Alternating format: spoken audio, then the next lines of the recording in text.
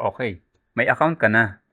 And then, gusto mo siyempreng mag-login and mag-upload ng data ng iyong klase. Okay, so punta ka lang dito sa login.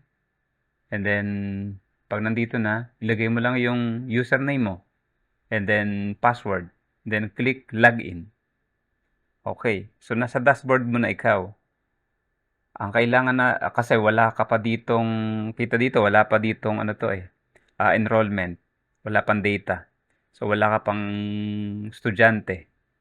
Yan. So, hindi pa natin magagamit itong ibang options na to. Ibang features na to. So, ang kailangan natin gawin, mag-download tayo ng template. Kasi, yung pinapakita dito, yung ano to, gagayahin natin. Okay. So, may template na tayo. Open natin yung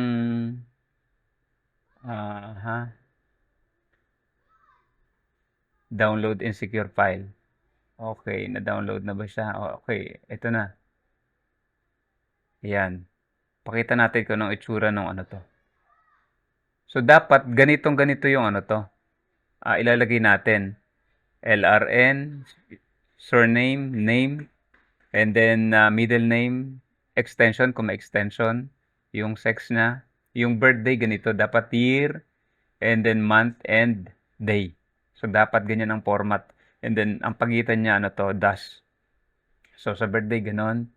And then, sa completion date, and then sa admission. Okay, so yung other detail, ganun din. So, assuming okay na yan, kailangan natin mag-upload na tayo ng data. Since mayroon na akong ano to, ready, hanapin ko na lang. Hanapin natin yung data. Okay. So, ito yun. Ito yung pangalan ng ano ko, nung parang SF1 ko. So, pinili ko na, i-open natin.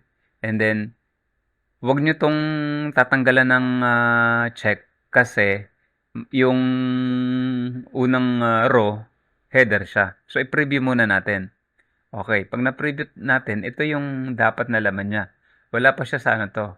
Wala pa siya sa system. So, pinapakita lang sa atin kung ano yung in-upload natin.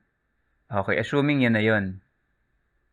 So, assuming na tama, confirm lang natin. Confirm and save.